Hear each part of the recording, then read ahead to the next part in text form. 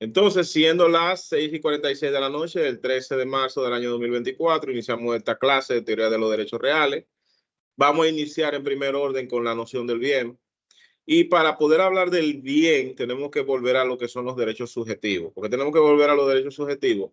Porque cuando hablamos del aspecto subjetivo de los derechos, son las facultades y prerrogativas inherentes a la persona. Entonces, esos derechos subjetivos que tiene una persona desde el ámbito civil se clasifica en dos: derechos patrimoniales y derechos extrapatrimoniales. ¿Quién de aquí me puede decir cuál es la diferencia esencial de los derechos patrimoniales y de los derechos extrapatrimoniales?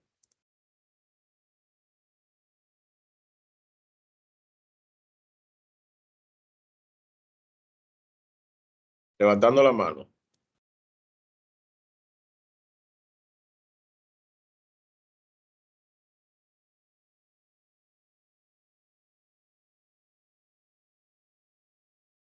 Adelante, Rosendo. Según el régimen matrimonial, el régimen de bienes, en los regímenes de bienes, los bienes patrimoniales son los bienes que entran a la comunidad de bienes. No, eso ya sería matrimonial, lo que tiene que ver con el matrimonio. Sí, pero lo patrimonial son aquellos que ustedes adquieren dentro de un bien que usted los bienes que usted adquiere, esos son los bienes que entran en los bienes patrimoniales, de patrimonio, de familia, los bienes de familia.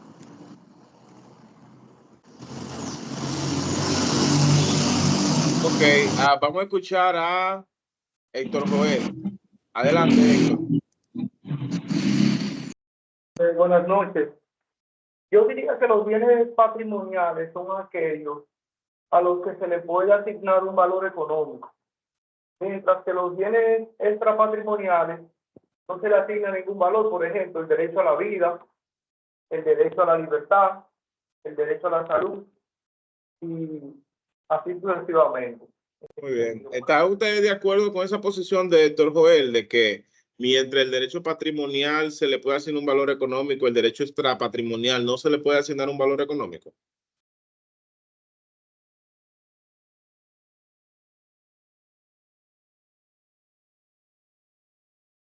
Es decir, cuando nosotros distinguimos entre derechos patrimoniales y derechos extrapatrimoniales, como su nombre lo indica, los derechos patrimoniales son aquellos elementos que conforman el patrimonio de una persona, de una entidad cualquiera. Y los derechos extrapatrimoniales son aquellos derechos que tienen una connotación no tanto económica, sino moral. Pero por ahí hay un tema, y explico por qué hay un tema. Porque muchas veces ustedes pueden darme ejemplos de derechos extrapatrimoniales que se pudiese decir que nunca hay un trasfondo económico con un derecho extrapatrimonial. ¿Quién me puede dar ejemplo de un derecho extrapatrimonial? Además del que ofreció Héctor José. ¿Cuál sería un derecho extrapatrimonial? Extrapatrimonial sería fuera del patrimonio.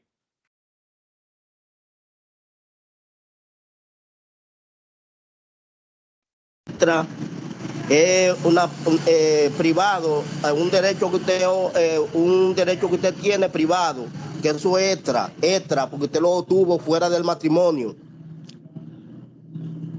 Rosendo, hay que ubicarse fuera del contexto del matrimonio. Estamos confundiendo matrimonio con patrimonio.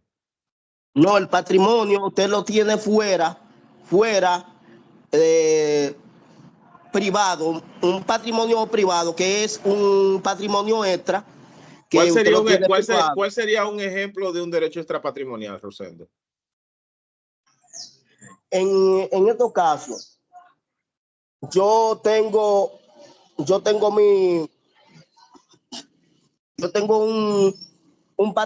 yo tengo un patrimonio fuera de mi familia, que no tiene que ver con nada con mi familia, que es mío personal. Algo extra, fuera que en sí no es un patrimonio, no entra los bienes patrimoniales, sino un extra patrimonio que es mío personal. Bien, Amanda, ¿cuál ejemplo usted me pudiera dar de derecho extrapatrimonial? El derecho a la libre expresión. El derecho a la libre expresión es uno. ¿Cuál otro se le ocurre a ustedes? O sea, váyanse a derechos que ustedes tienen que no se mide necesariamente de forma económica. Dígame usted, Josefina. Comunicación también. ¿El cuál? Derecho a la comunicación. La libertad de expresión y el derecho a la comunicación va. Reproducción, profe, reproducción, derecho de la comunicación pública, derecho de la transformación. Derecho de la comunicación, pero que ya hablaron de libertad de expresión, Josefina. Ok, no, yo estoy explicando otra, profe, que también está el derecho de la transformación. ¿Cuál es el derecho de la transformación? O le digo ahora mismo, profe, pero yo estoy buscando aquí en Google porque no tengo cuaderno y estoy media corta hoy, porque estoy fuera de la casa. Vamos a escuchar a otra persona. Dígame, Oscar.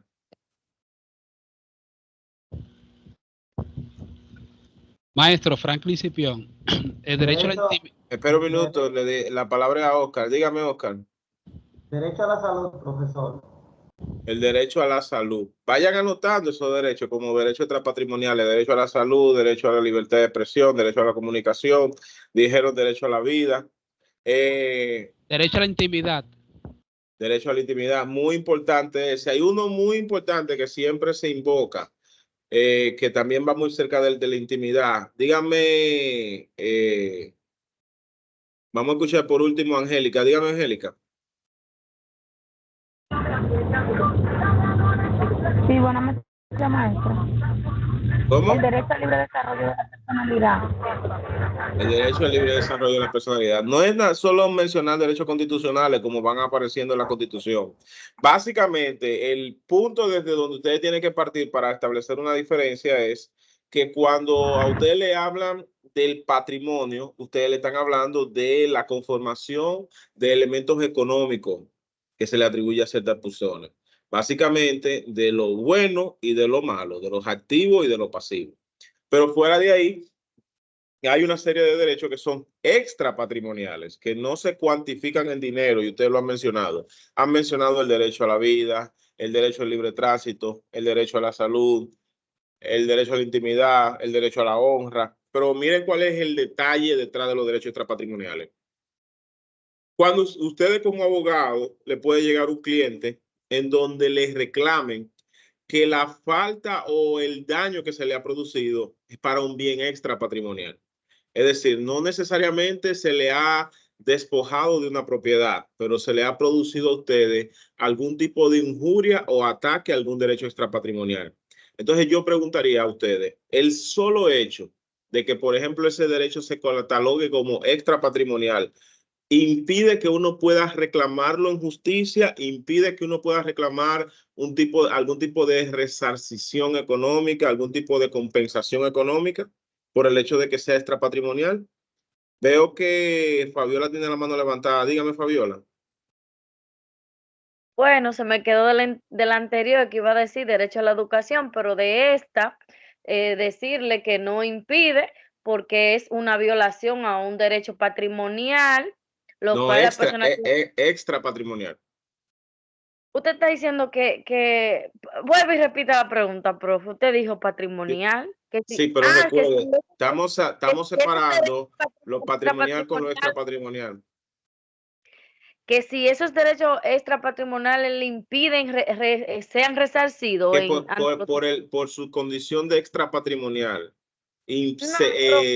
No, ¿por qué no? Profe, porque para eso hay tribunales competentes para poder reclamar los daños de esos derechos extrapatrimoniales. Y esos derechos pueden ser cuantificados por un tribunal. O sea, el tribunal puede establecer un monto específico para resarcir el daño, ¿correcto? Esa es la Claro. posición suya. ¿Qué dice usted, Oscar? Yo digo que sí, profesor, porque cuando te violan el derecho a la intimidad, por ejemplo, o cuando te violan el derecho a la salud o el derecho al trabajo, aunque no tiene un valor específico, pero sí se puede cuantificar de acuerdo al daño ocasionado. Entonces sí se puede reclamar en justicia ese derecho extrapatrimonial. Pero entonces, muy importante que usted mencione eso, Oscar. Eso quiere decir que aunque todo lo que usted ha mencionado como derechos extrapatrimoniales no caen directamente, o sea, no se concretizan directamente en un elemento pecuniario, sí puede ser valorado de manera racional por un juez en abstracto para el caso concreto. Es decir, por ejemplo, si a ustedes lo difaman en la calle, le empiezan a decir cosas de que usted es una persona incumplidor, de que usted es una persona bebedor, que usted anda descuidando a sus hijos, descuidando a su familia. ¿Qué derecho están atacando de ustedes cuando dicen ese tipo de cosas? Cuando anda una gente diciendo en la calle que, mira, Oscar hace todo menos cuidar a sus hijos, Oscar se descuida de su mujer, Oscar no le paga a los acreedores, Oscar es una gente que no se le puede dar un chin de alcohol porque hace show. ¿Cuál derecho están afectando a esa persona? Derecho. ¿Cuál sería, Oscar? Yo diría que el derecho a la integridad ¿El derecho a qué? a la integridad de la persona. No, en porque sí. recuérdese que el derecho de la integridad es más específicamente a la integridad física. Pero yo Ok. entiendo más o menos por dónde va, donde usted va. Es otra palabra con el mismo significado que usted quiere utilizar. Bueno, Bien, en buen derecho se llama difamación e injuria. sí, Cuando, eso es difamación e injuria. Pero la difamación e injuria, ¿cuál derecho suyo violenta directamente? A la derecho intimidad. a la intimidad, profesor. ¿Cuál? Derecho a la intimidad sería. A la dignidad, está cerca de la dignidad, pero recuerden que todos los derechos constituyen una constelación con los derechos humanos, pero hay uno muy específico que se ataca con la difamación. Dígame, Héctor, a ver si le llega a la cabeza alguna idea. El derecho a la moral. El derecho a la moral, o más específicamente, el derecho a la honra. O sea, a usted le están deshonrando por vía de esa situación. Entonces, la pregunta que yo haría para que podamos aterrizar en materia, cuando una persona se encarga de deshonrarlo, de desacreditarlo, de difamarlo en público, ¿le está produciendo a ustedes un daño económico, sí o no? Sí, profesor, No, claro que sí. Claro que profe. sí. Vámonos por partes. ¿Quiénes dicen que no?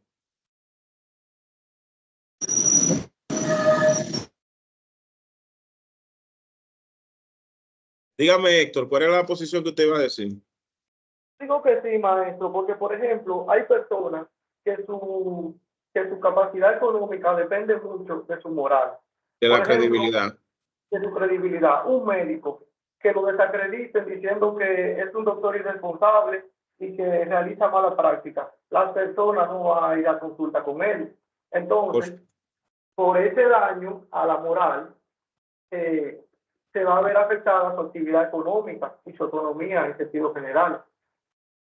Entonces sí puede ser resarcido el daño y perjuicio mediante una demanda en un tribunal.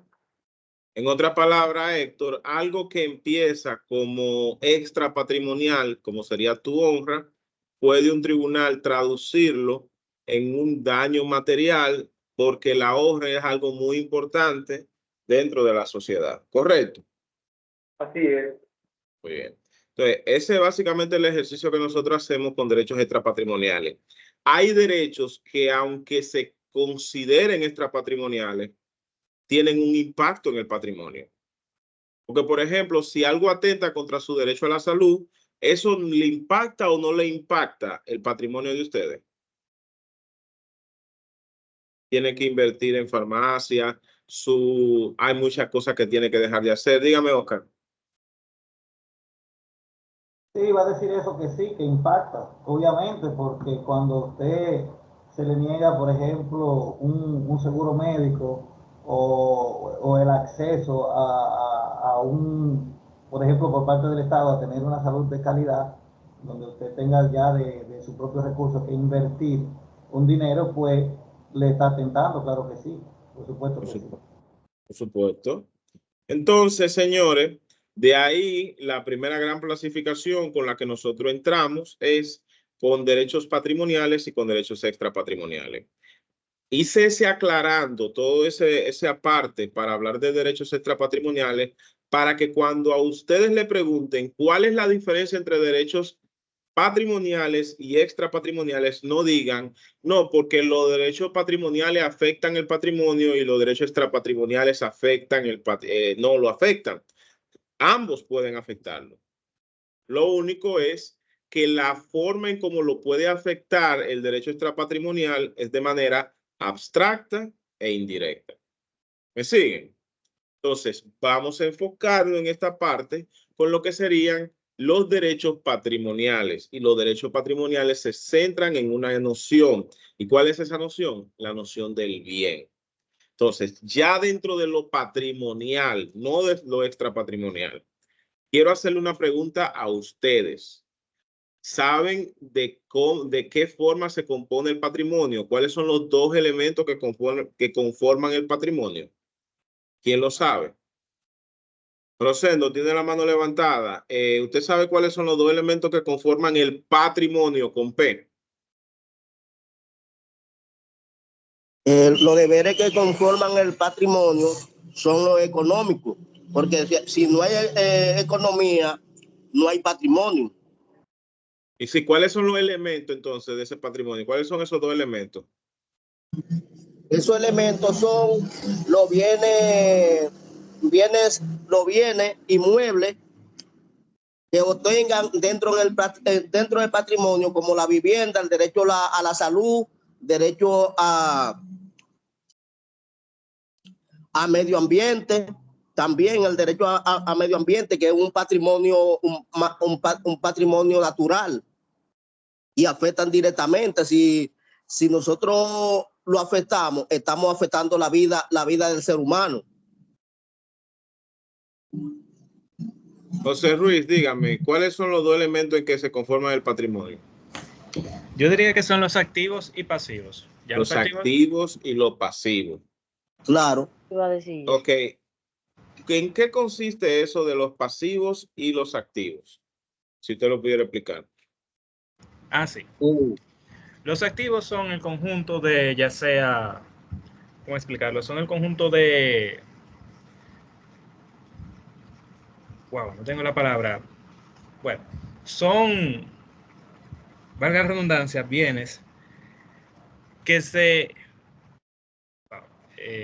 o sea, yo sé lo que son. Podría dar un ejemplo con las cuentas de banco, mi casa, un carro. Ya ponerlo en palabras es lo que no puedo.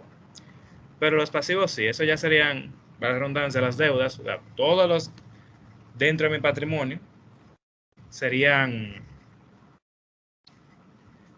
Exactamente. No tengo las palabras para definir las cosas. Muy bien. Adelante, Héctor. Los activos tienen los bienes y los derechos que tiene una persona. Y los pasivos son las deudas y las obligaciones de la persona. O de una empresa puede ser también. Ok. Bien, básicamente, cuando ustedes vayan a hablar del patrimonio, recuérdense de una canción de Héroe de Silencio que dice, dame tantas rosas como espinas en el clavel. Dame tantas rosas como espinas en el clavel. ¿Por qué me recuerdo siempre de esa pequeña frase cuando hablan del patrimonio? Porque muchas veces estamos confundidos y creemos que el patrimonio es exclusivamente lo bueno, que el patrimonio es exclusivamente la casa, el carro, el dinero, y eso no es el patrimonio. Esa es una parte del patrimonio. El patrimonio también se conforma por otros elementos que son las deudas, las cargas, las obligaciones. ¿Por qué ustedes creen que la legislación civil, cuando una persona muere, le da la opción al heredero de aceptar o de repudiar la Profesor, herencia? yo le voy a explicar eso, esa parte, que a mí me pasó, profesor. Adelante, Rosendo. Mi papá dejó unos bienes de tierra a mis hermanos, a mis hermanos. Entonces, el que hereda lo pasivo, que se haga cargo de la deuda, también, de pagar la deuda, que deje dentro del en el mismo patrimonio, que hereda lo pasivo, tiene que herede lo activo también. O sea, la el que hereda deuda. lo activo, hereda lo pasivo. O sea, el que hereda lo activo, que son los bienes, hereda lo pasivo, que son la deuda. Correctamente. Así mismo es, profesor. Muy bien. Entonces, repitiendo la pregunta a los demás. ¿Por qué la legislación viabiliza la posibilidad al heredero de aceptar o repudiar la herencia? Dígame, José Ruiz, que tiene la mano levantada. Sí, porque puede resultar que tus deudas superen a tus activos. O sea, si tú debías más de lo que tú tenías, no valdría la pena tú heredar solamente las deudas. Claro, ese sería el resultado final del balance que uno haría entre los activos y los pasivos. Aunque cuando viene a ver hay un elemento, digamos, extra patrimonial con un bien. Es decir, tú dices, bueno, esa fue la casa que dejó papá, es un ya ranchito y de pila de dinero en impuesto interno, me sale más caro tratar de hacer que esa casa quede a mi nombre y pagar todo eso. Yo prefiero dejárselo soletado porque mi papá dejó muchísima deuda, pero también dice, no, espérate, esa fue la casa familiar y yo no quiero que ese patrimonio se pierda así por así. ¿Usted me entiende? Esa ya es dándole, digamos, un valor sentimental, pero esa sería la excepción a la regla. Uno por lo general se desprende de los bienes cuando los bienes son malas al que el chivo. ¿O no? Exacto. Muy bien, Oscar, tiene la mano levantada. Sí, maestro, yo iba en ese mismo sentido. O sea, no tiene sentido ni lógica que usted vaya a recibir una herencia donde las deudas superen, pero por mucho, lo que tú vas a recibir en activos. Por eso se hace un cruce, generalmente, para saber qué fue lo que el de Cuyo dejó para determinar si se opta por la herencia o no, o se declina. Eso es lo que se hace. Exactamente. Y para que ustedes tengan un ejemplo, un mismo bien puede constituirse tanto en activo como pasivo. Un buen ejemplo de ello es un inmueble. Un inmueble puede tener un valor del mercado de 1.000.000 de pesos, pero tenga, por ejemplo, una hipoteca grabada sobre el inmueble, o 2 hipotecas, o 3 hipotecas, como también puede tener cargas tributarias. ¿Saben lo que son las cargas tributarias? Sí, maestro. Dígame, ¿qué son las cargas tributarias? La carga tributaria es o sea, los impuestos que esa Los propiedad impuestos. debía pagarle al fisco. Exactamente. O sea, un inmueble, hay personas que entienden que mientras más fincas tengan a su nombre, lo único que están amasando es bienes, y cuando viene a ver, no solamente están amasando bienes, sino también deudas. Y las deudas tributarias, abogados, tienen un carácter privilegiado. ¿Saben lo que eso significa? Que tienen un derecho de persecución y tienen un derecho de preferencia.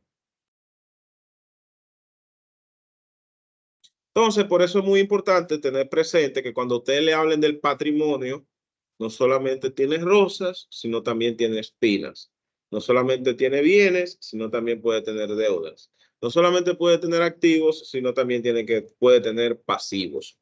Y si al cliente suyo le conviene mejor repudiar la herencia o, como tercera opción proveída por la legislación, aceptarla en beneficio de inventario, puede curarse en salud a aceptar una herencia que son más la sal que el chivo, más las deudas que los bienes. Dígame, Oscar. Se ha dado el caso, paradójicamente, de que, por ejemplo, yo tuve una persona que se acercó a mi oficina y precisamente quería hacer un inventario al respecto de eso para hacer la determinación de heredero y todo.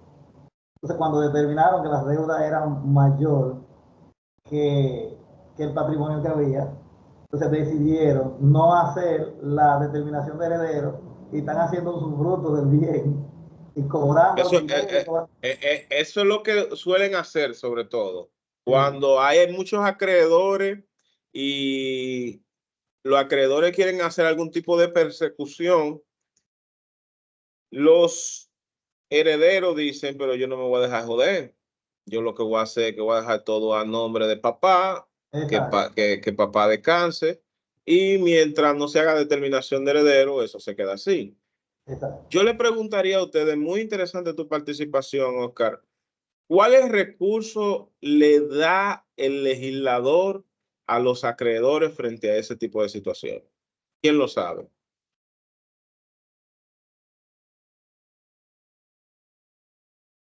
Rosendo, ¿sabe usted cuáles son los recursos que da el legislador frente a esas situaciones que veo con la mano levantada?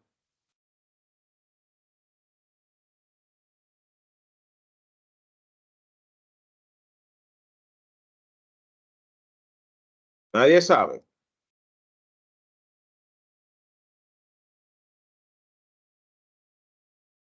La acción oblicua y la acción pauliana. Ustedes se pueden investigar eso. Para cuando le llegue el cliente de ustedes, que sea acreedor de un difunto, donde los hijos no han hecho la determinación de heredero, pero están usufructuando, disfrutando de los bienes. Pueden reclamar.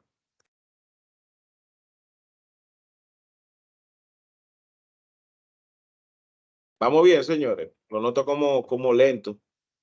No, sí, vamos bien, maestro, vamos bien. Perdón, maestro. Acción oblicua y acción pauliana. Pauliana. Pauliana, ok. Gracias. Muy bien. Entonces, señores, dentro de los derechos subjetivos tenemos los derechos patrimoniales y extrapatrimoniales. Dentro de los derechos patrimoniales o patrimonio tenemos una conformación de dos, de bienes y de deudas. Entonces, dentro del patrimonio activo o de los bienes tenemos a su vez esta conformación que ustedes pueden ver ahí. Los bienes se pueden dividir en bienes corpóreos e incorpóreos.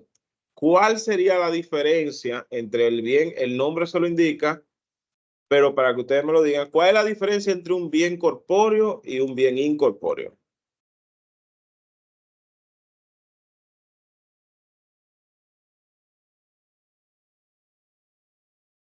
Dígame, José.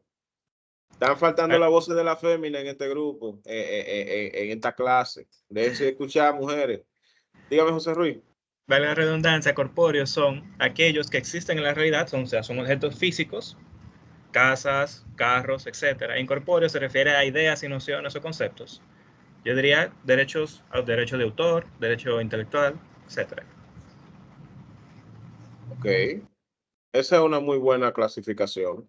O sea, básicamente los bienes corpóreos son aquellos bienes que tienen un elemento tangible, la cosa tangible, y los bienes incorpóreos son elementos que existen desde una perspectiva de ficción, desde una perspectiva intelectual.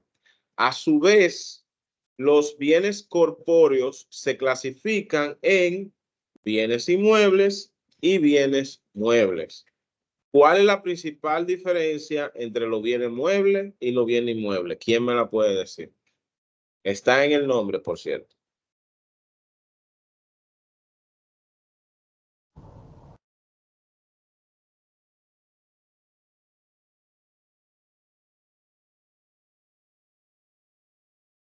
Profe, lo que usted explicó de los bienes muebles en las clases anteriores, que los bienes muebles, los bienes inmuebles son por destino y los bienes muebles son, ay, son, ¿cómo se dice? Son uno por destino y otro por naturaleza, usted dijo.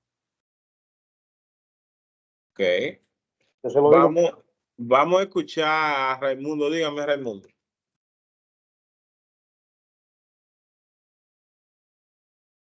Bueno, profesor, los bienes muebles son los bienes que no se mueven. ¿Cuáles son los bienes que no se mueven? Los bienes muebles, los Ajá. muebles, ¿verdad? Los bienes muebles son lo que se mueven. Los Lo bienes que se mueve. muebles, y lo que no se mueven. Por ejemplo, el carro entra en un bien mueble. Todo lo que está dentro de una casa que se puede sacar y trasladarse en un bien mueble. Ahora, el inmueble, estamos hablando del solar, la casa, el apartamento, etcétera. Ok. Está interesante eso. Entonces, el principal elemento con el que se distingue los bienes muebles de los bienes inmuebles es que, como su nombre lo indica, los bienes muebles pueden ser movidos y los bienes inmuebles no pueden ser movidos. ¿Eso es correcto? Es correcto, profesor. Maestro. Bien. Sí, Pero pero entonces, acuérdese, profe, dígame, Fabiola. Profesor, se acuerde que hay bienes inmuebles que pueden ser por destino y por naturaleza a la vez. Que se Tú puede- ves, Fabiola no cayó en el gancho. ¿Por qué? No, Porque esa lo que que... usted explicó en clases anteriores, que le digo, profe, usted sabe. Claro, sí. Esa parte es muy importante. Aunque la clasificación nominal entre bienes muebles y bienes inmuebles es que por lógica los muebles se pueden mover y los inmuebles no se pueden mover. Ustedes verán dentro de esa subclasificación, ¿se ve ese esquemita? Señor, se Sí, ve se el ve. esquema. ¿Le gusta el esquemita? Sí, me encanta el esquema. Ok. Pues déjame ver cómo le hago llegar el esquemita para que ustedes lo tengan disponible y lo No puedan veo, grabar. no, Déjame mandárselo a WhatsApp. Me dice si le llegó a WhatsApp también. Muy bien. Sí, nos Entonces, llegó. vean, vámonos, por ejemplo, a darle lectura, si no es mucha molestia, al artículo 516 del Código Civil. A ver qué nos dice. ¿Quién me lo puede dar lectura? Adelante, José Ruiz. Artículo 516. Todos los bienes son muebles e inmuebles. Exacto. O sea, los bienes pueden ser muebles o inmuebles. Entonces, ¿quién me lee el artículo siguiente, que sería el 517, respecto de los inmuebles? Dígame, Oscar, démele lectura. Son inmuebles los bienes o por su naturaleza o por su destino o por el objeto a que se aplican. A que se le aplican. Perfecto. Entonces, Oscar, si usted me pudiera dar un ejemplo de inmueble por naturaleza, ¿cuál sería un inmueble por naturaleza para usted? Un inmueble por naturaleza, una casa. Una casa. Vamos a ver. ¿Qué O me un dice? solar. Un O solar. un solar. El solar es mejor. Uno está más seguro con el solar. El Pero solar. ahí hay una pregunta filosófica. Si el solar es un bien inmueble, cuando tú sacas una pala de arena de un solar, ¿tú estás sacando inmueble o estás sacando mueble? Estaría sacando un mueble porque va encima de la pala, diría yo, pero Está es un sacando mueble porque material, tierra. material del solar. Sí, pero le digo que es paradójica la distinción entre mueble e inmueble, porque definitivamente tenemos una situación donde uno dice, bueno, el principal inmueble por naturaleza que yo pienso es en un solar baldío, pero entonces el caliche que tiene ese solar o la tierra que tiene ese solar es un mueble o un inmueble. El subsuelo es un inmueble o un inmueble. Sé que es una pregunta estúpida y pendeja, porque al final del día uno dice, el profesor lo que le está buscando es la quinta pata del gato, pero los juristas siempre tienen que No, tener la no, capacidad de buscar la quinta pata del gato. Sobre todo, señores, en materia de desalojo. ¿Qué usted puede arrancar y qué usted no puede arrancar? Entonces, dimos el mejor ejemplo con un solar, pero vean como cuando me dijeron la casa, yo me quedé un poquito así. ¿Por qué? Porque la casa en principio, respecto del inmueble, es algo de lo que vamos a hablar registralmente. Pero el inmueble por naturaleza, por lo general, es la tierra plana. Bien, y no estoy diciendo que la tierra es plana. Yo sé que hay teoría terraplanista por ahí. Estoy diciendo el terreno, la plataforma, por así decirlo. Eso no impide que hasta en un terreno yermo hayan elementos que uno pueda decir, bueno, eso podrá ser un inmueble, pero ahí usted tiene mueble. Correcto. Oscar, tiene la mano levantada todavía. Profe, yo le puedo decir. No, está bien, profesor. Ah, ok, dígame Raimundo entonces.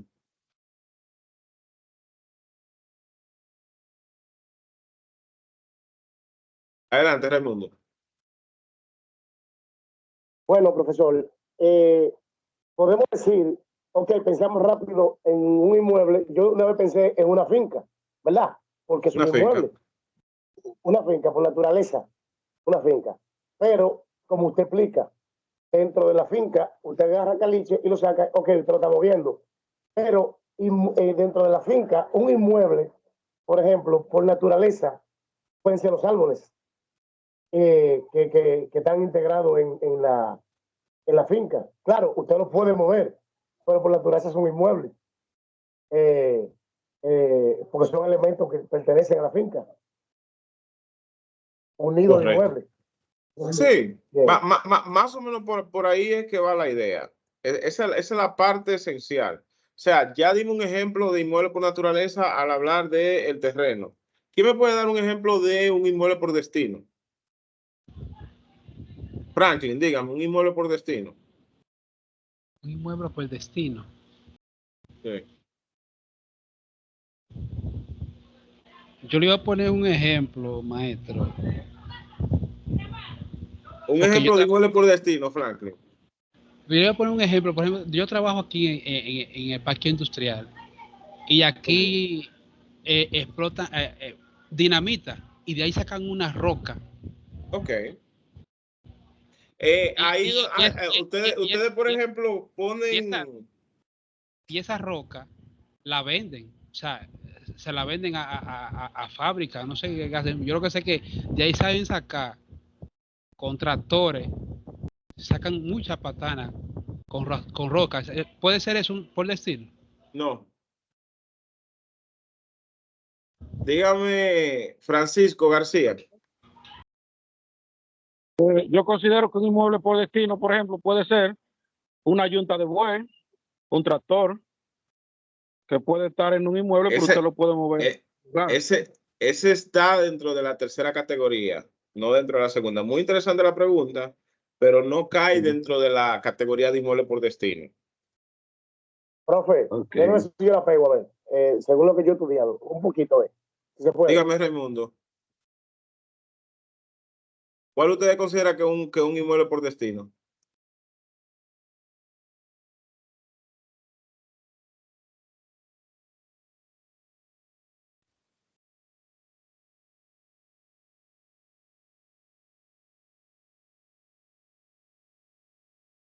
Profe. Ajá. Los inmuebles por destino, usted dijo que hasta lo leímos eso en el Código Civil, que era la casa de los conejos, las cosas que eran adheridas al suelo, que estaban ahí porque lo habían puesto por destino. Por el uso que se le va a dar. Exacto, ¿no fue que usted dijo? Más o menos. Miren, el inmueble por naturaleza, es todo aquello que se encuentra en el suelo y adherido al suelo. ¿Correcto?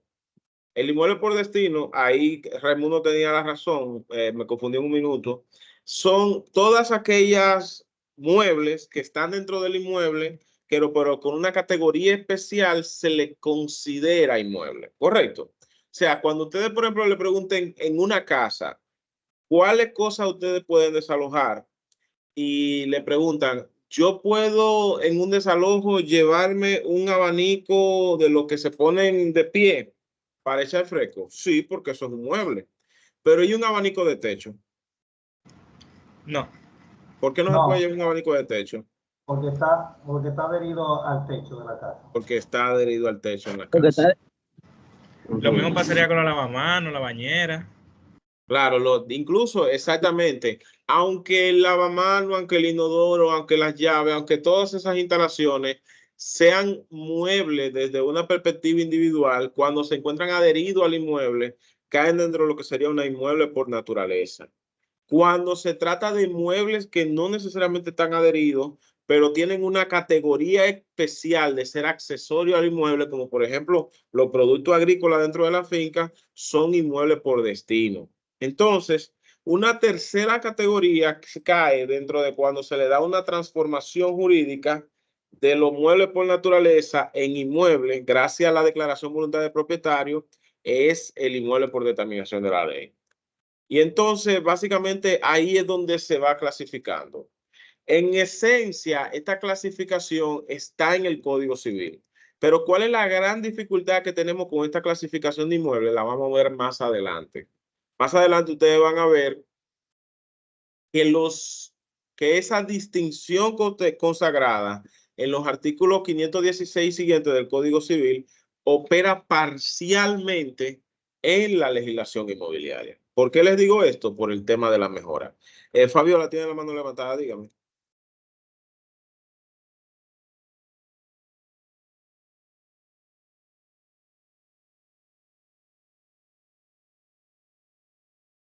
Adelante, Fabiola.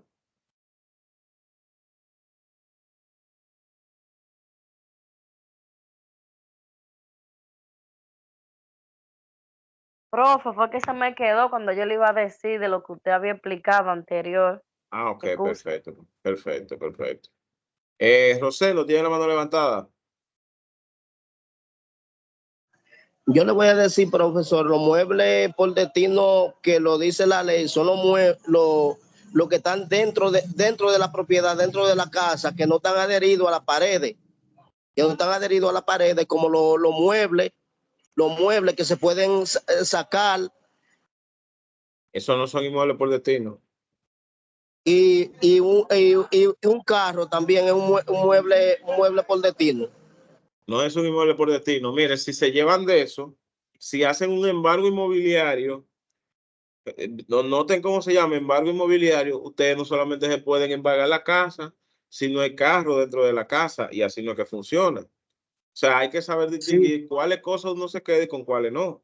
Porque si el carro se vuelve un inmueble por destino, cae dentro del embargo inmobiliario el carro que esté parqueado en la marquesina de la casa.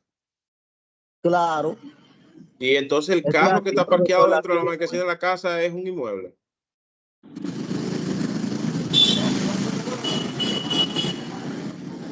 Francisco, tiene la mano levantada. Profe, ¿por qué se quedó levantada? Está bien. Ah, perfecto. Estoy por el teléfono poniendo la computadora ahora. No hay problema. Francisco, démele lectura al artículo 527 del Código Civil, si lo tiene por ahí.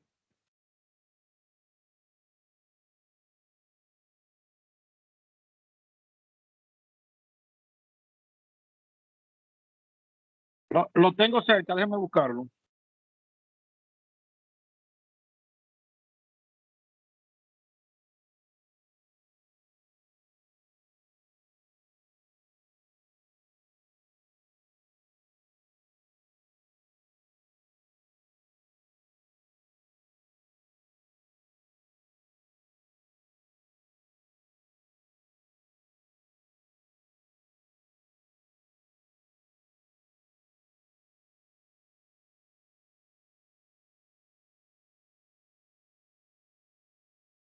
Profe, ¿usted dijo 527?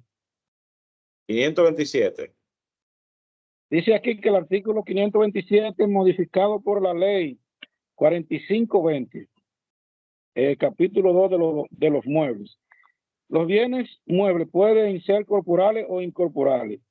El 527. Sí, es el que tengo aquí. ¿Estás seguro que está leyendo el Código Civil Dominicano? Sí, el Código Civil. Vamos a intentar con otra persona. Adelante, Franklin, a ver. Okay. El 527 dice, los bienes son muebles por naturaleza o por disposición de la ley. Perfecto. La Entonces, legislación. Ajá, le siga. sigue el 528 que dice, son muebles por naturaleza los cuerpos que pueden transportarse de un punto a otro, bien se muevan por sí mismos como los animales, bien que no puedan cambiar de sitio, sino por efecto de la naturaleza, de una fuerza exterior, como las cosas inanimables. Muy bien. ¿Alguna otra persona me le puede dar lectura al 529? Adelante, Héctor Joel. 529 dice, son muebles por disposición de la ley las obligaciones y acciones que tienen por objeto cantidades exigibles o efectos muebles, las acciones o intereses en las compañías de crédito público, de comercio o de industria, aunque pertenezcan a dichas compañías algunos bienes inmuebles dependientes de estas empresas. Estas acciones o intereses se reputan como muebles con respecto a cada socio, mientras subsiste la sociedad. También son muebles por disposición de la ley las rentas perpetuas o vitalicias, bien graviten sobre el Estado o sobre particulares. Muy bien. Entonces, ahí podemos percibir de la lectura que hemos dado que los muebles a su vez tienen una serie de categorías. La categoría ofrecida por la ley son muebles por naturaleza, que serían todos los cuerpos que pueden transportarse de un punto a otro, y también los muebles por determinación de la ley, como son los derechos de autor, los créditos de acciones de sociedades, los fondos de comercio, etcétera. O sea, elementos que uno en principio consideraría como incorpóreos pueden caer como bienes muebles por determinación de la ley, siempre y cuando la ley así lo defina. Hay una tercera categoría que se llaman los muebles por anticipación. Por el nombre, ¿quién de ustedes sabría decirme qué sería un mueble por anticipación? Dígame, José Ruiz. Las futuras cosechas.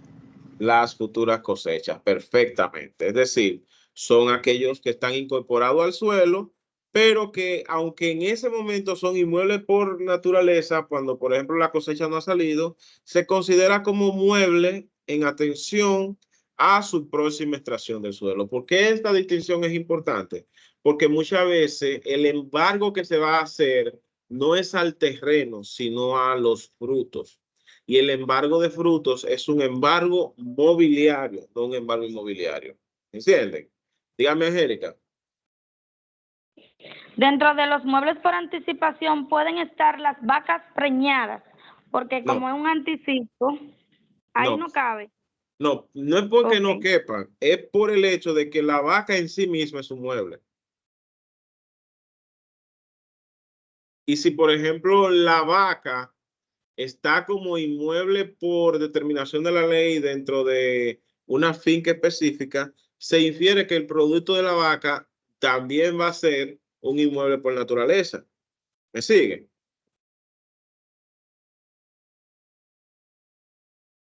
Pero esta distinción es una distinción que vuelvo y le digo que es un poco capicúa, porque no sé si ustedes se recuerdan que al inicio de la clase le planteábamos que muchas de las disposiciones que tiene el Código Civil que regula inmuebles, y miren cuál inmueble está regulando. Está diciéndote a ti que una vaca puede ser un inmueble, que los peces pueden ser un inmueble, que el rastrillo puede ser un inmueble, que el tractor puede ser un inmueble.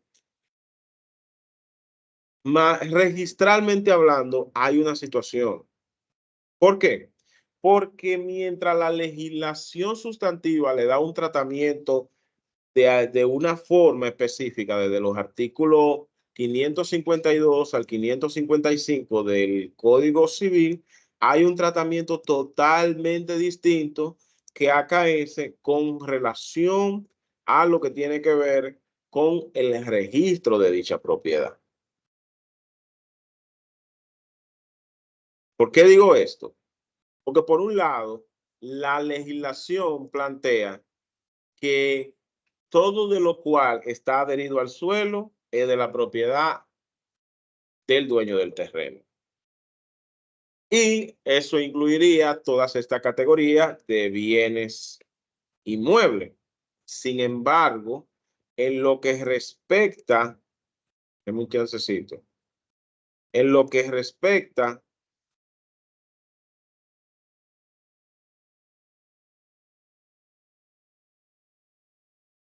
a la legislación inmobiliaria, las disposiciones son ligeramente distintas. ¿Por qué digo ligeramente distintas?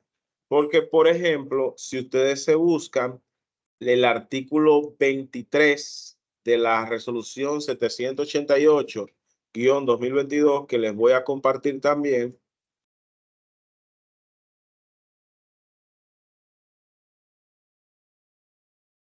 se lo acabo de compartir por WhatsApp si no lo tienen.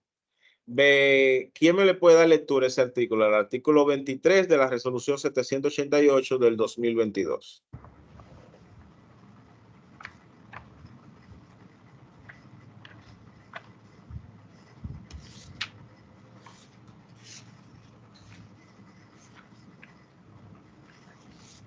Profe, está en el chat, profe. Se lo mandé al chasis. ¿Se lo leo? Sí.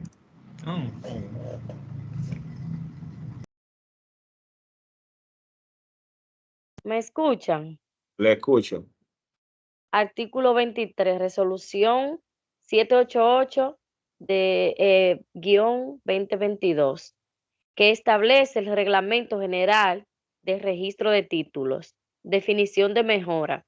Mejora es todo lo edificado, clavado, planteado y adherido al terreno, con carácter permanente o temporal, que aumente su valor.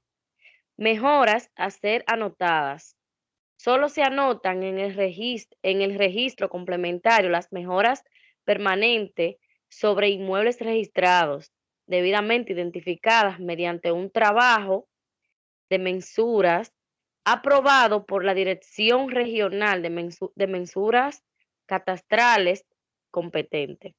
Muy bien. Entonces, de esa lectura que le hemos dado a ese artículo del reglamento de registro de títulos, no vemos una ligera contradicción con las disposiciones relativas a los inmuebles por destino.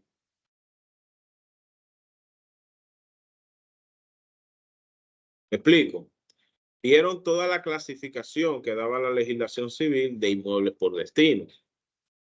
Pero la legislación inmobiliaria te exige, para tú poder registrar los inmuebles, es todo aquello que esté en el suelo o adherido de forma permanente al suelo.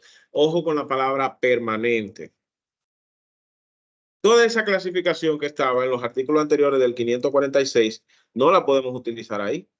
¿O sí? No, esto es una resolución como que hace mención a algo diferente, que es una definición diferente sobre la mejora, que es fuera del código, ¿no, profe? Correctamente. Es decir, todo esto que está, que lo mando también por aquí, todo esto que está en el artículo 524 del Código Civil, aunque sustantivamente los reconozcan como bienes inmuebles, no son objeto de registro dentro del registro inmobiliario. Pero no son objeto de registro porque no se ha diseñado un sistema de registro, porque aunque la legislación civil lo considere inmueble, no pasan a un sistema de registro dentro del sistema de registro inmobiliario, valga la redundancia.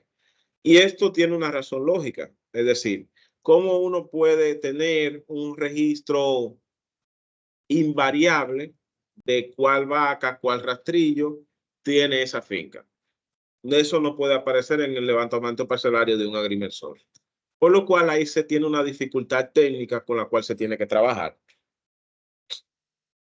¿Alguna duda sobre este punto, señores? Los rastrillos, profesor, son objetos de trabajo para la tierra. Sí. Oscar, tenía la mano levantada, dígame. Sí, maestro, quería decir en ese mismo tenor que se toma en consideración, diría yo que en este nuevo reglamento la jurisdicción inmobiliaria toma en consideración eso, porque estos artículos pueden desaparecer con el tiempo. Entonces, tú estarías registrando algo que posteriormente no va a ser o de una manera tangible, que tú lo vas a tener permanentemente en Exacto. lo vas a tener permanentemente ahí. Eso fue lo que pensó el legislador en materia registral, de que dice, oye, aunque el Código Civil me reconozca que una pecera es un bien inmueble por destino, no me puedes decir tú a mí que ese bien es susceptible de registro, porque le está faltando un aspecto de permanencia. ¿Correcto? Por esa misma situación.